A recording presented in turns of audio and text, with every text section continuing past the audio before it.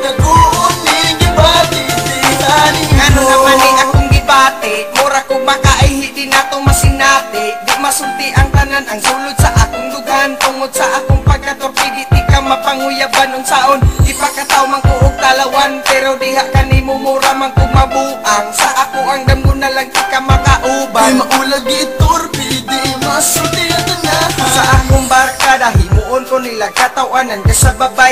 Ako kuno kay talawan, murag ba umuupo kong hikapon ang ulo. Kung wala si Inday mo gawas dayon akong garbo. Sa sobra ka ambisyoso torpe talawan kaayo. Amot lang og ano di ba kahabayot ba ako. Wa ko kasabot niya maglibo ko og maayo. Maglabad ang ulo kay maghuna-huna kanimo. Kung masulti ko lang ning gibati ko, dugay kurang di pa buhagay dihani mo. Ang problema lang pwedeng torpiha ako.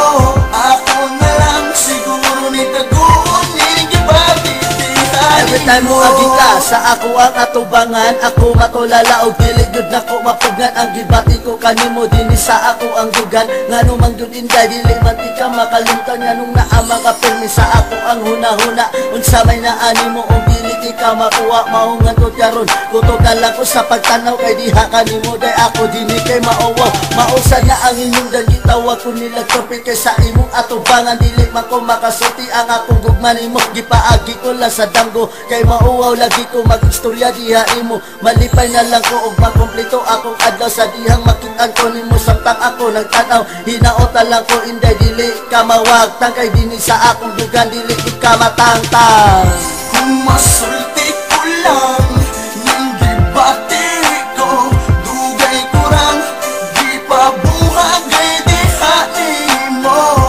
Ang problema lang pwedeng torpiha ako. Ako na lang siguro ni dagoon ni gibati tihani Ba, mo. ang dugay ko karon naguot, kining gibati ko karon murag di ko kasabot.